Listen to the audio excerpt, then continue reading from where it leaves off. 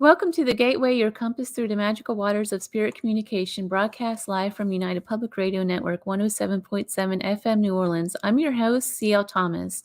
Tonight I am in Austin, Texas, and tomorrow I'm going to visit a special place. I think it's called Paranormal Museum. It's a haunted museum here, and one of my friends runs it. And so tomorrow night I plan on going over there to get a private viewing of his haunted objects. It should be really fun. So I have some sad news for tonight.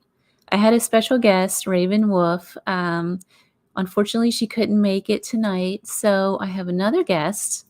Her name is Michelle Desrochers, and we are going to talk about some haunted paranormal locations and why are we drawn to such locations. So Michelle, welcome to the show. Hello, how are you? I'm good. I'm a little stressed tonight, but Aw, not good to be stressed for a few minutes before your show starts, that's for sure. Well, the stress started actually at 3 a.m. this morning with trying to get on a plane, and Oh, just one thing after another was happening. And here I am in Austin putting together this show, and yeah, it's going to be good, right? you know it's going to be fantastic. I mean, I don't know why, but it's all good. But thank you for having me. It's a pleasure to be here. Thank you for filling in. Oh, So, no problem. you know everything about the paranormal. You've been in it for a really long time, and you run your own show. You've been on television. You just done it all, right? Yes, I've been very fortunate in this field. I mean, know everything.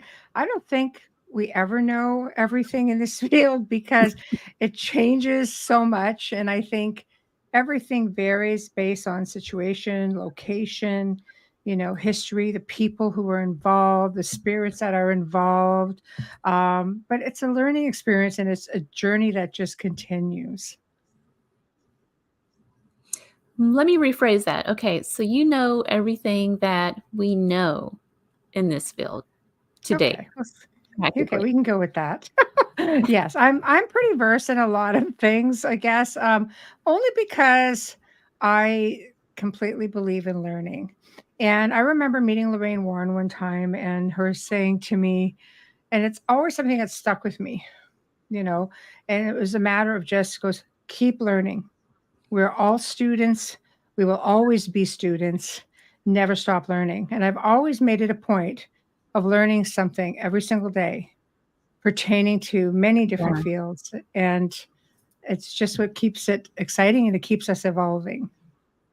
It kind of blows the expert thing, I guess, kind of out of the water to me because I feel like this field changes so much. I just Mhm. don't feel like anybody can be an expert at one thing in this field because of the way it changes. I don't know. 100%, 10 times plus. I don't believe in experts. I think media labels people as experts. Yeah. I've been called an expert and I've tried graciously to back out of that and say, no, no, no, but it's a creative control thing. And you tend to become labeled Right. when you do things like that. So no, not an expert. Never pretend to be an expert. You'll always hear me say I'm a student, and And that's the that's way a it good is. way to look at it, you know. Well, how did you even get started in this in the first place? What's your story? For me, I've always had paranormal experiences. I come from a family of mediums. It's been going on for so my first earlier recollections, I was probably, I don't know, 3, 4-ish, and seeing spirits. And I was very fortunate because it was never deterred in me. It's really difficult as a child if you don't have anybody that believes you, because I feel like that's where, kids tend to get in trouble, right? They're afraid to Mhm. talk. So I Yeah. didn't have that. My mom was really great because her family saw stuff and they had experiences forever. My father never talked about it until later on in life. He says, "Oh, yes, I've had experiences." Well, thanks for that, making me feel like it was always the house settling. But, it's just, but so I was seeing a lot of different things early on. My mom would show me pictures, of family members that have passed away, and I would be able to say, "Oh, yes, this is who the man I saw," for example. So it snowballed from that point on because I had abilities, and because it was not deterred to me, I was able to grow with it and ended up with, you know, all kinds of things that came in, very malevolent, something came in. But now in hindsight and all my wisdom and learning, I think that some of that could even have been, um, you know, ET experiences.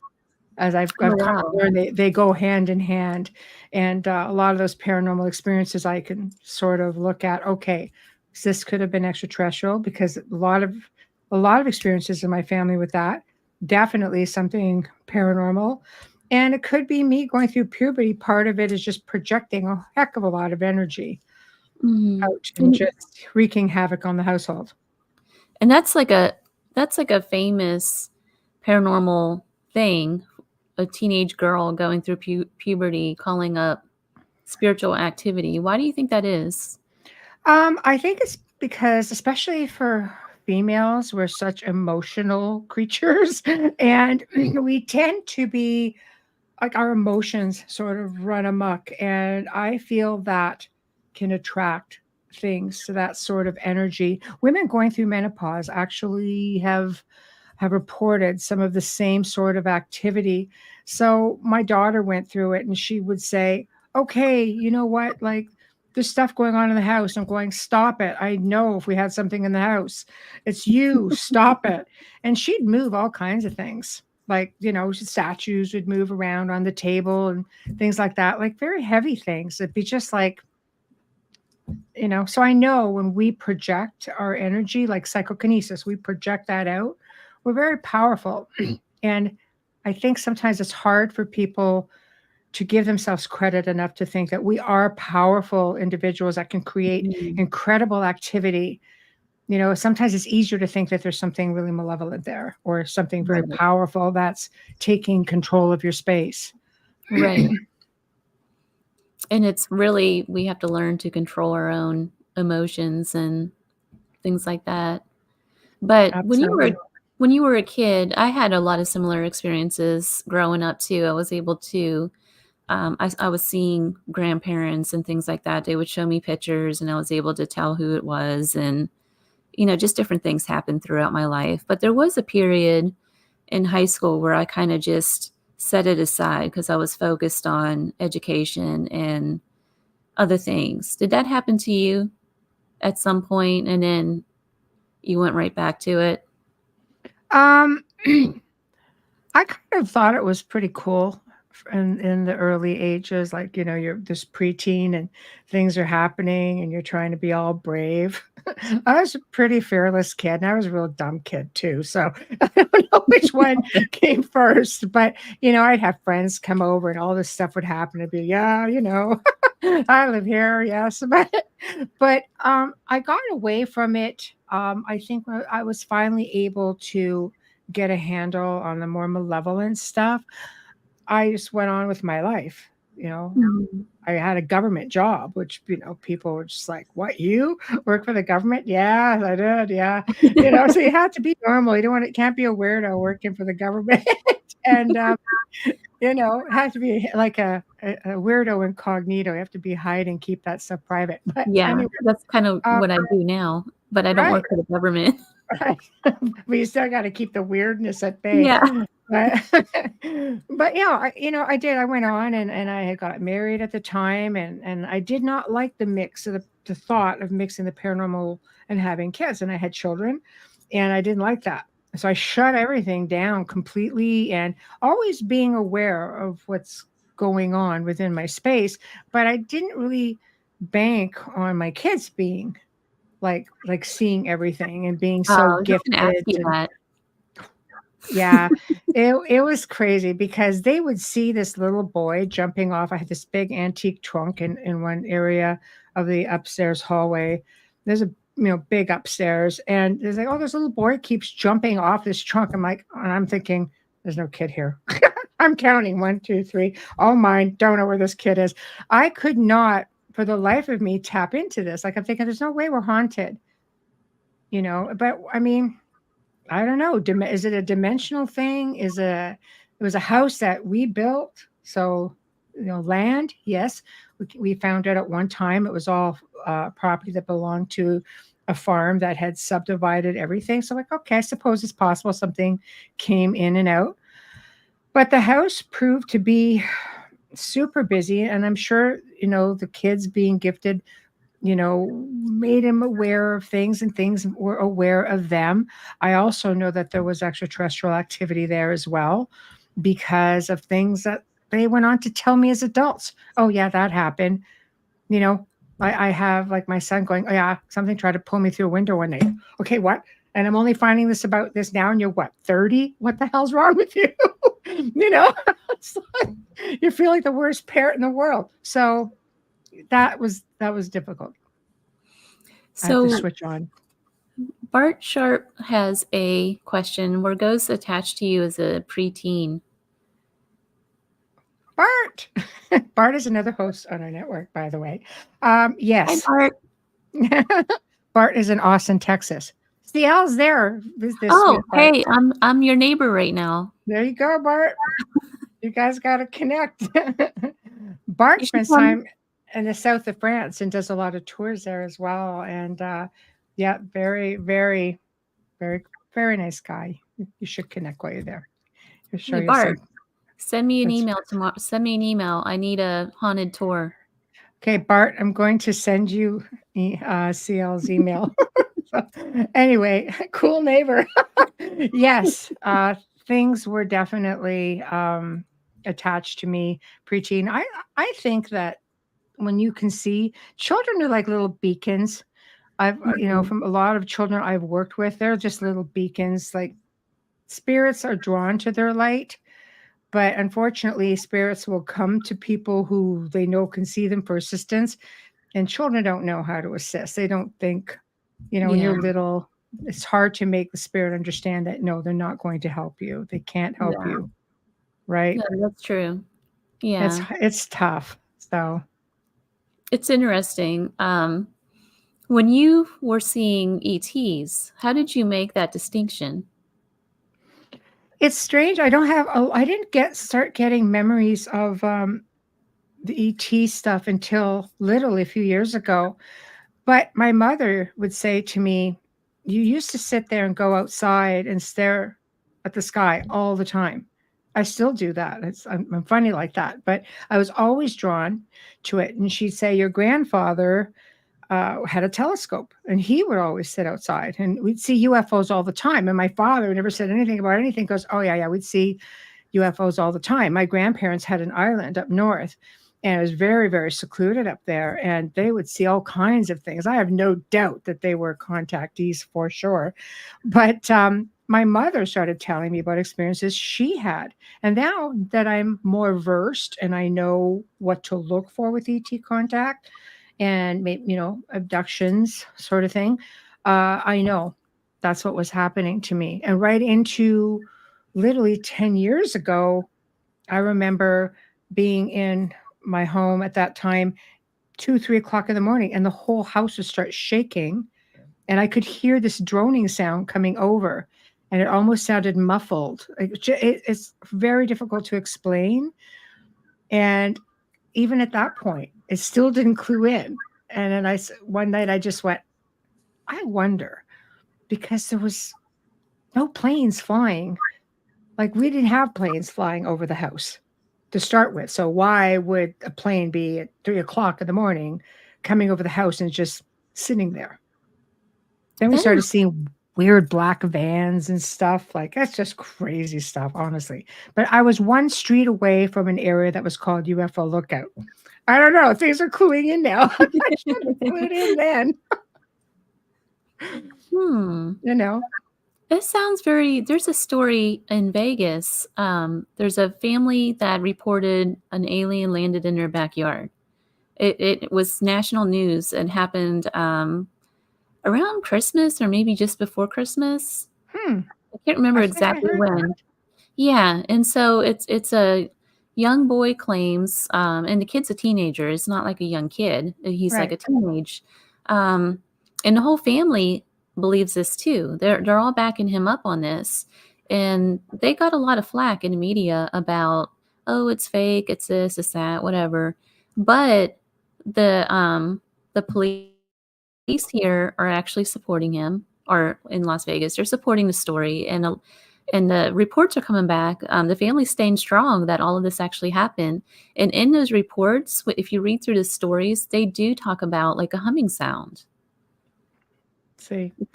And we would hear that all the time at the one house. And then our last house, which was an old manor house, and we were up in, we had a tower in this house, everything, and you could just hear it come in. And then all of a sudden, you have something would come over the house, and you look up, and you just can't really see anything but darkness.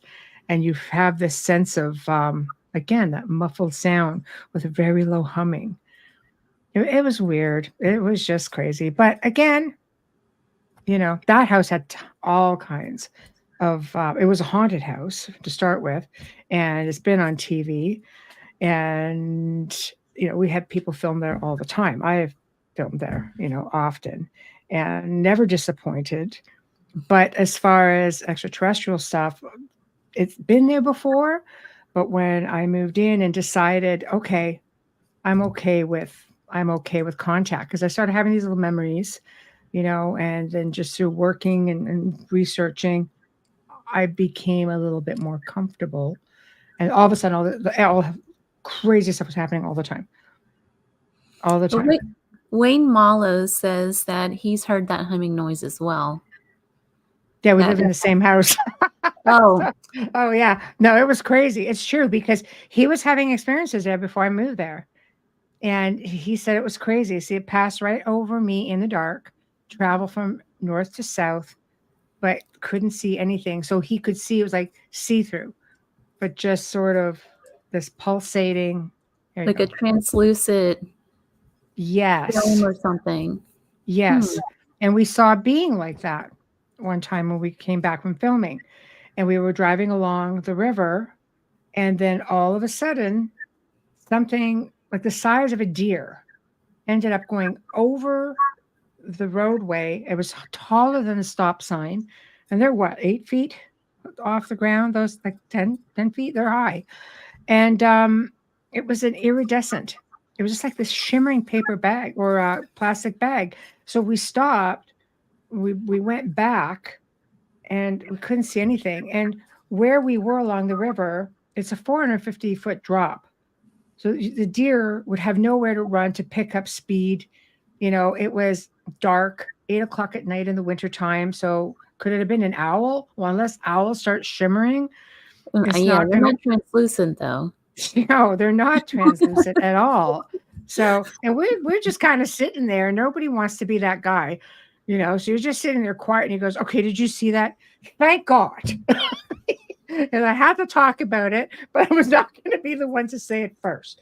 So, yes, it was crazy. And from that point on, things are happening all the time in the house. Come to think of it, have you ever heard of Lee Hample? He's the guy who owns a farm, I think it's in Wisconsin, and he's always talking about there's deer mutilations and things like that. I'm actually interviewing him for another show. Excellent. But he says that there's an 8-foot translucent being that he sees. Like he'll see right through it, and there's like orange pulsating lights on the property, and that's very similar to what's happened with Skinwalker Ranch in Utah. Very similar. Yes. And Stardust Ranch, I believe, also big Yeah. on alien activity. They're out there. I mean, they sound like the light beings are very tall, and we've had them in the house, very heavy-footed, considering that they're supposed to just be able to glide. Some of them are very noisy, but be curious. Be curious. Love to see that show, because I'm sure it's very interesting. I love to hear stories from other contactees, because it just helps you put together the pieces of the puzzle. Yeah. And it's very connected to the paranormal, very connected.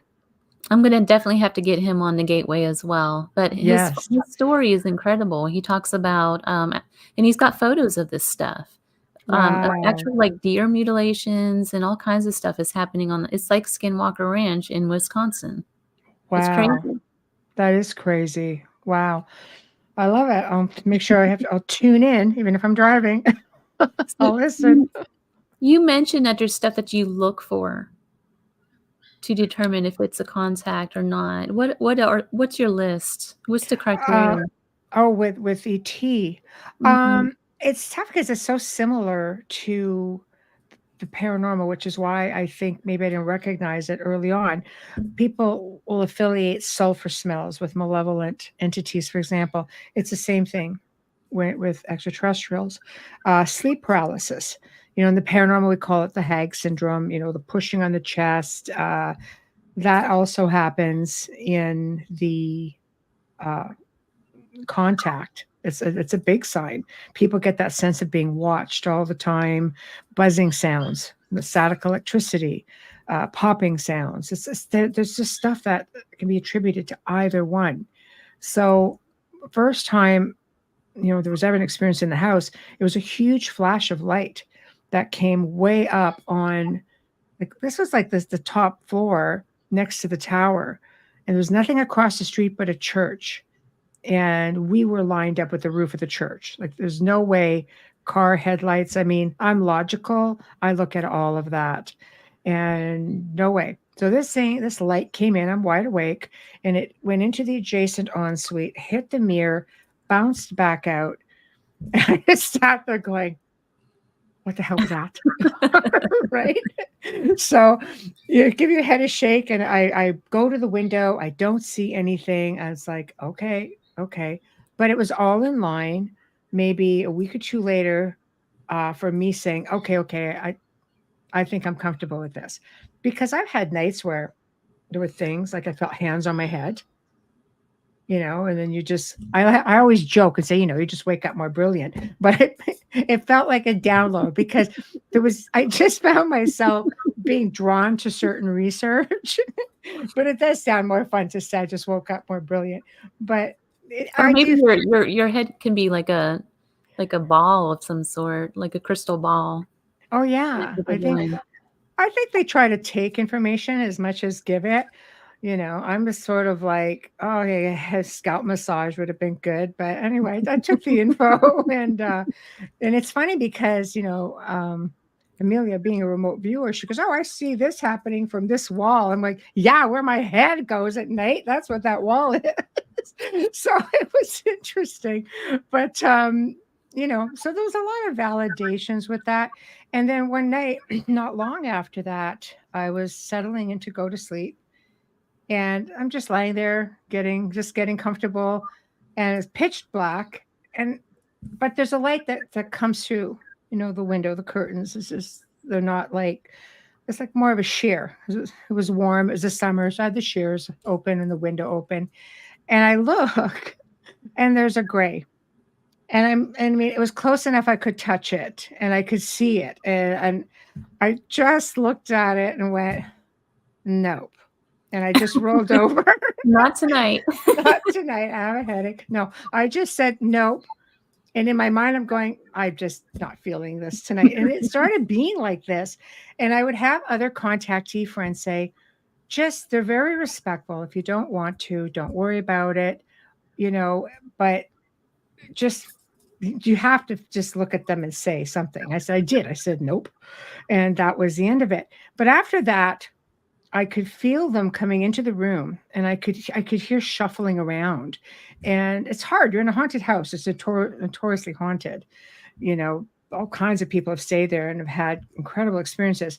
So you start questioning, what am I really hearing? But then I just finally said, okay, you know what? I'm just going to fall asleep first. And then I don't really care. So, and that's pretty much how I left it. So I know I'm a peculiar one, but I think everybody in the paranormal world is. So if you really look at it, and it's so weird how paranormal people tend to find each other. Yes. For whatever reason. We always find I could be at a convention with 1,000 people at it, and that one person that can see ghosts will gravitate toward me. And then, and I don't even talk about stuff at work at all. Right. And we'll find ourselves talking about it just out You of the do. blue. I It's like think a we let magnet. off a vibe. It's so weird. But on the flip side too, why are we so drawn to these haunted houses in places? Oh boy, I think you can look at that from two different standpoints. I mean, for those of us who research it, we want that experience. Everybody's looking for the $1 million experience. Is it a fear factor, or it's a bit of a rush maybe if you have that experience? For me, it's just like question everything. So if I can come up with something that leaves me being able to further research, I'm excited because there's nothing definitive. That's for sure. Right. I don't think there's anything really definitive where you can definitively say this is a ghost or this is, whatever the case may be. So being able to research is cool. But let's say you're somebody who's never had an experience, you're not a researcher. I find they just want the experience. Like, that's why I think places that have all of these big tour groups that you can go to, ghost walks or Mhm. haunted locations having big events. You're there, you're with a whole bunch of other people of like mind who are there trying to experience the same thing with you. Like, Yeah. I will only stay in haunted places when I travel. I've traveled many incredible parts of the world, and I want an old place if possible. I want the experience. I feel comfortable in places that are haunted. Why? I don't even have an explanation. I've stayed in places that I didn't think were haunted, and I wake up to something whispering my Yeah. name, That's and I'm happened kind of a like, lot of times. Mhm. right? It seems to So be the places that you least expect too, sometimes. So, yes, note like a to new state everybody out there. Yeah. hotel, right? You don't expect Right. anything to be there. But yeah, Sometimes the most haunted place that you can ever go to is not on the paranormal radar it's true. for everyone out there. It's true. But I mean, if you think about it, we share space with a whole other all these other dimensions. So our things just, as Joe would say, dimensional bleed through. I used to always razz him, dimensional bleed through. It's like I got so tired listening to it. But I have to give it to him because it's definitely a very strong possibility It that is. It it's what is. could be happening, right? And I think people are quick to jump to something that is more supernatural as opposed to something that's maybe more quantum or metaphysical. Like there's so many. I mean, even looking to ourselves for activity creation. Like, I mean, your psychokinesis, you can create footsteps, you can create doors opening and closing, you could do all Mhm. of that. Then there are other things that defy explanation. We had a film crew filming a show at the manor house we had, and there were coins coming from the ceiling. Never dropped coins for us. We're like, what the hell is that? We've never seen this ever. you know, they caught it on camera coming down midair. That And I'm sounds just like like, a Bell Witch thing. That's right. exactly what happened with the Bell Witch. So, well, you know what? Amp it up to silver dollars or something. I don't know. I mean, she's dropping dimes. Come on now. You can do better than that. But you know, but it was an experience. Again, though, we were like, okay, we have no explanation for that because we've never experienced anything like that. So where does that come from? Sounds a bit like, like the Philip experiment. It's Yeah, like it a does. I don't know, but it never happened after that. Now there's a very gifted medium that was on the show that they were filming. It wasn't one of my shows by any means. So he really gifted. We're friends to this day. So I don't know if it was something that he was projecting or maybe the spirits were trying to get his attention, throwing him a couple of shekels. I don't know, but it never happened before and it never happened since. So, There is one place that you've been to that I wanted to ask you about, and it's the most haunted forest in the world. oh And you've boy. spent some time there. I did. Hoyabatsu. Yeah. The Haunted Forest of Romania.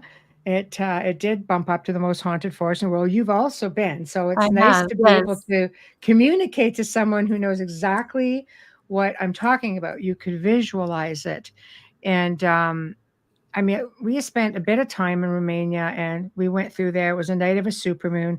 Everybody kept saying, "Oh, you just want to go and get the energy from the supermoon." I'm like, no, I just want to get my ass out of there at freaking 2 o'clock in the morning. And I want to see my way 4 kilometers down the mountain, you know? So, but anyway, it was always a good chuckle. And it did. That supermoon lit up the entire circle that was on the very Oh, top of this mountain. And it was just like somebody switched the lights on. We got there earlier in the day, and I had a little nap out in the circle because I just wanted to just get a sense for what was there. It's very quiet, and we're sure we saw a spirit in a cart, a man in a cart, old cart, and horses go by, and we were looking, and he's looking at me, I'm looking at him, I'm going, I'm just going to walk up to him and poke him. I just do that. And then I just want to make sure you were real. I figured I could get away with it, but he wasn't smiling. He was a bit gruff. So we were looking at him kind of going, okay. But as he drove away, we got up and we looked to see where he was going because we were curious to see if there was a homestead up there, anything. And he was just gone. Just like, he just and disappeared. And he was that's just gone. that's what happens up there is Yes. things just will appear and then they disappear just like that. They do. They do. And I Mhm. didn't want to know a lot about the forest when we went. I studied it more afterwards and found out it was, the Bermuda Triangle and that it was under a no-fly zone. Even though the airport was close by, they could not go over the mountain. You heard this constant. Did you hear that droning sound that was Mhm. Yeah, continuously that going? vibration. Yes, Oh my I God. did. Can we say vortex, portal, something?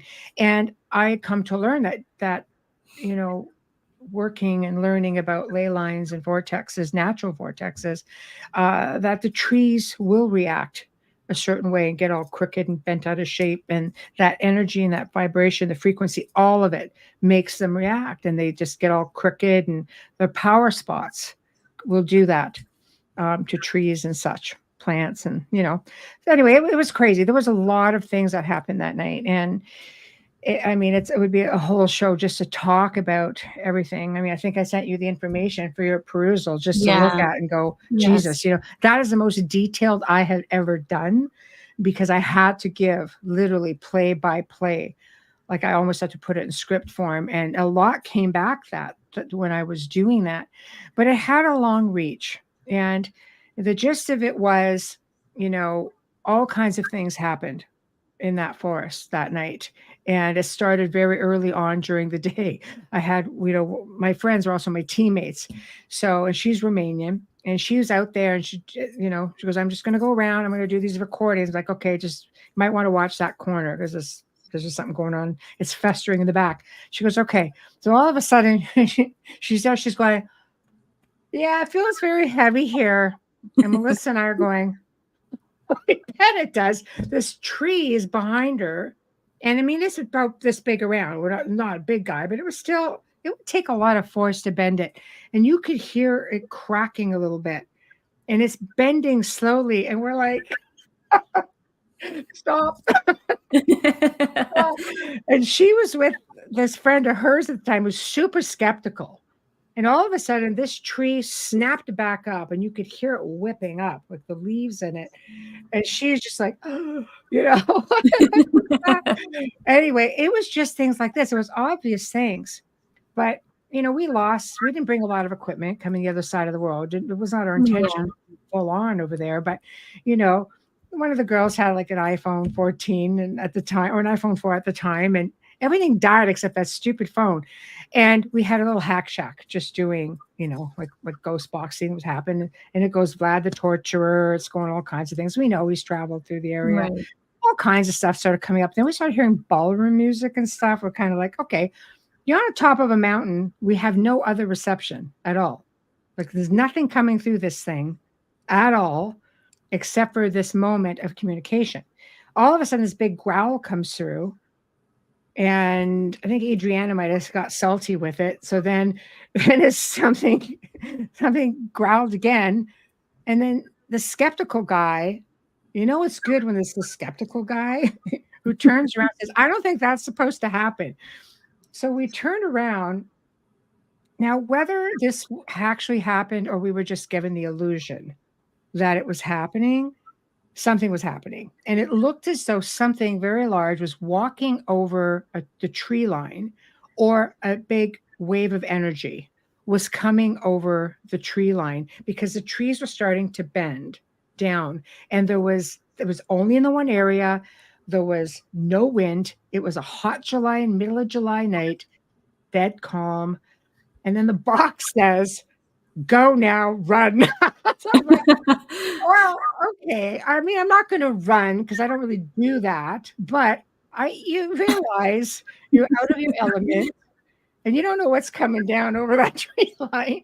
And I gracefully made my exit. We left, and something was on our heels the entire time. You can hear something walking and on the crushed leaves beside us, and you could just hear it. And when we got to this new state of the art hotel, everything continued, and it ended up, the girls ended up with a lot of problems, like once, like up to 2 months when they were home.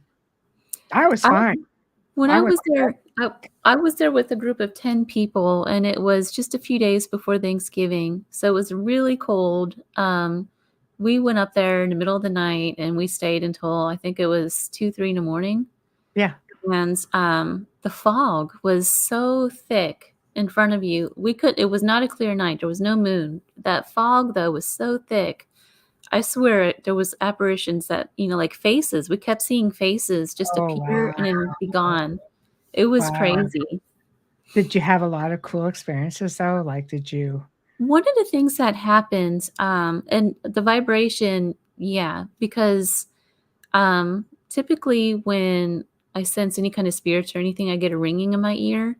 This was different. It was like a vibration in both ears, and it was giving me the worst headache the whole time. Wow. It making me Wow. just really disoriented. Um, One of the things that happened, we did catch growling. The equipment did die. All of the equipment, even the flashlights. It could have been ectoplasm, Catherine. Um, it very well could have been. But yeah, at that place, I can't even like talk about it to this day. It's just Really? one of those things that it just Ah. grabbed me. I tried to take a rock from it. The rock disappeared. It's just gone. I had it in my pocket when I got back to that Oh, studio I'll I was send just you one. talking about. I've got soil. I've got all kinds of stuff from there. Part of the trees, branches. Oh, you took part of the trees? Dang straight I did. Of course I did. It's me. I go all that way for nothing. No, I Well, usually tend to I take soil from everywhere I go one and of the stuff. things I did see was, there's a lot of witches that live in that area, and they Yes, yes. practice in that forest. I kept seeing their altar stuff everywhere. Yes, yes. We It saw was that as everywhere. well. We saw like fire pits and things like that. You Mhm. could see where they were. Yeah. I think you have to have a healthy respect for it. It commands it from you, and Mhm. fool yourself and think that you can go in there and conquer this place. You can't. No. People Mm-mm. feeling the feeling of disorientation is a real big one there. People see UFOs all the time. Residents there have captured UFOs over it in balls of light. Because I mean, it's handy with Adriana being Romanian, so she grew up, so they're very communicative with her. And that's what I found interesting about the box, is that they were speaking in Romanian, and I said, "Can you please speak in English because I don't understand." Even though she was translating, and then they went da, like da, which is yes, and then they said yes. So it makes you realize that there's not really much of a language barrier, because or someone came through, stepped in, and said yes, and communicating. And that's when it started communicating in English. But it does command a lot of respect. It I does. love the place. But I had just like, I like really haunted places. So I went in with a whole lot of respect, and I gave that respect to the spirits who were trying to assist us and say, "Go now, run, just go." Because they've been trying to warn us going through a little bit. A couple of little messages have come out, and out of respect for their assistance, I said, no, that's fine. We'll go. And boy, it seemed the walk down was a heck of a lot faster than the walk up. Let me tell you. But I did not expect them to have such a long reach. Like the hotel was just beautiful, state of the art hotel. You go in, you can't even turn lights on unless you put your card in the wall. Mhm. Everything goes up. I mean, it was brand new, but you could see the forest from there, and there were so many things going on. I mean, two shows were made about our experiences there. One being the forest itself, and the one being everything that happened in the hotel room that night, because there were two different rooms, two different floors. We were all experiencing things, and literally the stuff that went on with them, the other side of the world. They gave away a rock as a memento to someone who wanted one, and that person ended up having a lot of problems. Really? See, I was wondering about that. It's funny because when I picked up the rock, one of the guys I was with, it was James Anito of all people. He goes, "Yeah, you shouldn't take that rock." Right? Yeah, don't do that. No, I know. Don't do Oh, that. Adriana got salty, with this thing. I was like, oh, oh, I don't think you should have done that at all. And yeah, but no, some things, I mean, I've got all kinds of it. I've got all kinds of, like, I bring back stuff from everywhere, and I've got quite a bit from there. And I've never had any issues at all. I have a piece of the floor from Corvin Castle, and Me it's too. very active. Me too. I thought it was a rock, and we were there for a night investigation. Yep. I found a rock out in how they have that courtyard in the middle Yes. there. Yes. Um, and it was like I heard a spirit in my ear. I looked down, there it was. I picked it up, put it in my pocket, It's a and gift. thought, "Oh yeah." Right. When I got home, I realized it's actually a square piece of marble. It's Wow. perfectly square. It's a little bit broken on the bottom, Hmm. but I have had this thing in a circle of salt, and that salt has moved around it, like spiraled around it. I have it on video. It's such an active piece. But that's another place, was Corvin Castle. That Yep. place is very active. It is very active, and I think part of that is due to the people that were doing ceremonies down in the crypt area. They were conjuring things up, and for whatever reasons, somebody way in the Wayback Machine, who was working there as caretaker, allowed these people to come in and perform these ceremonies. I don't think that helped. Let's put it that way. The thing already had its fair share of hauntings to start with. I think that just made it a bit on the more malevolent side. Foxy Joe says, "Where is Corvin Castle?" I'm going to let you answer that. Oh, that is an oh, why am I drawing a brain fart? It's some people will know it as what's like it's so I am drawing a blank. I'm going to do That that. So Hondu guy, what is his it's name? yeah, John here it Hunden? is. It's actually called. It is Corvin Castle, also known as the Hunyande Castle, but it's in Hunyadi. Hundora. It's Hundora. I'm gonna put up a picture, okay? So give me one moment. Save the image. I want you guys to see what we are talking about here. So let me see if I can go grab it and show it to you guys. This castle Uh, is amazing. If you ever get a chance to go to Romania, make sure you get to this castle. oh my And God. They'll recognize it. Sorry, I don't mean to interrupt. I'm gonna put it up now. the Okay. basement she's referring to has it's actually engraved in the wall of the stretching wheel, and it's a wheel where they would torment people, Yes. like prisoners and stuff. Yes. It's beautiful though. I mean, you come in right in and off this bridge over here. I don't know if they can see it from here, but they come in right off of here, and it's stunning. If I would have been more prepared for this, I would have had pictures up to show you guys.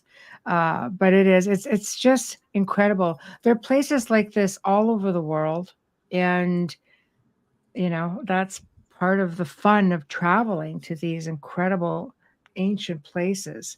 It's just you immerse yourself in the history. And I don't think I've ever been any place, overseas that I haven't had some kind of an experience. Whether it's just Mhm. walking around, a little bit of tapping. I mean, there's something. But then again, I purposely go to these places, even places I did not expect to have an experience. Has been a surprise, but Pennsylvania is incredible. I Yeah, love what are you talking Pennsylvania. about, Foxy Joe? What's the angry? Pennsylvania has some of the most haunted places in America. Pennsylvania is it's probably one of my most favorite states for that. I know. I know. It's I grew up there in Pittsburgh, so Have you gone to the it's Knickerbocker Hotel I have, in yes. Leadville? A very, very dear friend owns it. Peg Really? I didn't know Knickerbocker, that. very dear friend. I've been there many times, on a more social level. And my one of the first nights I was there, my friend Adriana, my Romanian friend. So we're staying in one room up in one of the apartments, right? You know, the one up on the second floor. There's an apartment Mhm. to the right. And I get up in the morning. Like, first off, we were hearing things all night, like bang, bang, bang, bang, bang. I'm like, what the heck is that? Well, I found out the closet across the hall from that room used to be the honeymoon suite. Ugh. So I'll leave that right there because this is a family show. But anyway, yes. So there was that. And the next No, morning, ghosts weren't getting it on, were they? yes, I'm thinking so because it was a bam, bam, bam, bam, bam. I'm going, this is ridiculous. Right across from the door. So anyway, I was like, okay. So she goes, well, that was the old honeymoon suite. It's been renovated. I'm like, well, somebody didn't get the memo. Anyhow, um, so I got up early the next morning and I went downstairs to have a tea with Peg. And Adriana comes in and she goes, why would you just leave the chair in the middle of the, like, this is, remember, morning time, right? In the middle of the room for me to trip over. I'm like, why would you think I would do that? First off, no, I did not do that. Something or someone had pulled the chair up and put it on in like facing the corner of the bed. So like I was just sitting there watching her because there's a Mm. face right onto the corner of the bed. So I'm like, I, as much as think it's a great idea, cannot take the credit for it. So that was that. That's another place that delivers. I've never been there without an experience happening. Well, Pennsylvania has a lot of little pockets everywhere. Just because a place isn't in Europe doesn't mean it's not haunted. I'm just going to throw that out there. But Exactly. I mean, Europe is, every time I go there, I come back just a completely different person, it seems like. It's true. I don't It's know. true. But I think There's just there's something about just it. the energy there is different. It's old. If you're a love, if you are a lover of history and architecture and culture, and I'm all of those things. To me, the paranormal is just a very small part of all of that. I don't go on Mhm. vacations to do research. I think, Romania we had fun with. Um, Many of the parts of the world I travel to, it's because I'm drawn to those places in the first place. So if you're drawn there, there has to be something more to start with, at least for me. I always say I leave a piece of myself everywhere I go. I love being in the mountains. I spent time in the Carpathians. I loved being there. I love mountains. Must have been like Mhm. a mountain man or something in one way. I love the mountains, people. And I did the same when I was in Scotland, spent time in the Highlands, and when I was in south of France, I'm thinking I was so close to the Pyrenees, so close, but just not enough time. So I think you just have to follow, I say follow your heart, but follow that urge to be in a specific place. When I go to the US, I've been to many places in the US. Pennsylvania is still by far one of my most favorite states, if not my most favorite. It's very pretty. And she said she's 7 hours northeast of Pittsburgh. That's over, I think, Philly side, more north I've been of. to Philly. Yeah, I've not been to Pittsburgh, but yeah, I think it's way down there. So Pittsburgh and Philly, they're totally opposite of each other. They're like two different countries kind of battling out for the state. It's kind of Right, ridiculous. They even right, have their own football teams, but right. both of them are equally they both have just a unique history in They do. hauntings. It's all over the place there. You can't get away from it. It's everywhere. It's in the farms. It's in Hmm. most of the universities. I went to Do you think school at it's Indiana University. do you think it's because it was one of the first states to really settle? Absolutely, absolutely. There's a lot of revolutionary stuff that's left over there. Right. So Right. yeah, I love it. I came back with 2 headstones from, Pennsylvania. I no bought them from an way. antique store. I didn't go pilfering, I promise. No, I was at an antique store, and he bought them at an auction. So you know how back in the day, I mean, no matter Canada, US, it didn't really matter. But usually, you were born on the land, you were buried on the land sustained you. It was all about the land. Families, you lived, you were born, you lived, you died, you were buried on Mhm. the land. And I guess what happened was they must have subdivided the farm from what he was told, or the area. A lot of cemeteries get relocated and not always properly. So Right, I had people doing research on the headstones, and one they're trying to locate even now, and this has been a few years now. So long gone, and no, you can't necessarily see everything. But one was a soldier from Gettysburg, but the headstone was just a representation, something to give the family, because the young man apparently was, it was like it was just like they just blew up the area that they were in. And there's a part of a big monument there for their division, but there was nothing to retrieve. So the family got this and it got left behind. And then you just feel like you have to take care of certain things, like, because you just don't know what's going to happen to it. It's almost a really nice condition. Like, I don't even know how long that they had it in the ground, if at all. So we're trying to, again, I have friends in Pennsylvania trying to find the families of these people, and so far it's not had any luck. wow. But they're stored, they're safe, because you don't want to see something that's a historical thing for me, whether it was used for an actual burial or not. Like, they wanted the family to have something for, to commemorate, like, their loved one, right? Right. I think that the other thing with Pennsylvania too, you have to respect the idea that, it wasn't necessarily one of the starting cities, it was more rural. So people coming out from overseas, they were coming from Germany, they were coming from Ireland, and Yes. they were bringing all their own cultures. And then on top of that, you had Native American bands there. So you had all of Yes. these different, and then the German. If you look up Appalachian witchcraft, there's a lot of that there too with the Pennsylvania Dutch. Yes. Look that up, Yes. Foxy Joe. You'll like that. Oh, It's really yes. interesting. Yes. Yes. Right, all the way back to vampirism. Some of the best vampire tales Yes. come out of the East Coast of Canada and the United States, because they just come in depending on which part Mhm. of Europe they came in from. But that's Right. that's what makes it that much more fun. I mean, Yeah. that's where some of the Halloween traditions came from. Not pumpkins, but what turnips? Turnips. They don't make very nice pumpkins, but the idea was we adopted it, and I'm glad, it's a very cool part of Halloween. It's very hard to carve them. I've tried. Oh, have you? Yeah. Yeah, you're right. They're pretty thick skin for sure. But I love it though. I love it. I love all of those ancient traditions, and you just see it in all the places that you visit. You see traces of it everywhere.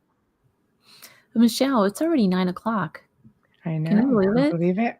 I know. Just flew by. I knew it would. Wow. So where can people find you and follow you? Well, I mean, the best place to find me, I guess, is I mean, I'm pretty much everywhere, but find me on Wednesday and Thursday night on the Outer Realm Radio, right here on this network, 9 p.m. Eastern. And we have all kinds of cool guests. In fact, Ciel, that's how we know each other, because she was a guest Yes. on our show. And that's pretty much all I'm doing now. I've retired from film. I've had a lot of people ask me about that, and I don't do it. I'll do the occasional documentary, and that's it. I spend more time behind the scenes working on consultation for different things, which I really enjoy a lot more. But I don't answer much on social media, because I get over 100 messages a day there. I can't keep up with that. So I apologize in advance. I'm not being one of those people that just refuses to talk or connect with people, it's just hard with all the social media.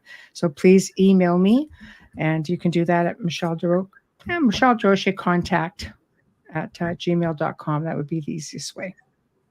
All right. Well, Michelle, thank you so much for coming in and chatting with me on this hour. For those listeners out there, please keep my guest, Raven Wolf, in your thoughts and prayers. She did have an emergency tonight, and she's apparently in the ER. So I just got a text message about that. So if you could, please work your good magic for her. But in the meantime, Michelle, thanks again. You've been listening to The Gateway, your portal to the unexplained, the mythical, and otherworldly, broadcast live from the United Public Radio Network, 107.7 FM New Orleans. Find me online or on social media to find out the latest that I've been up to. I'm releasing a new art show coming up. It'll be on my website at www.clthomas.org. Until next time. Good night. Thanks for having me on. Nice meeting you all.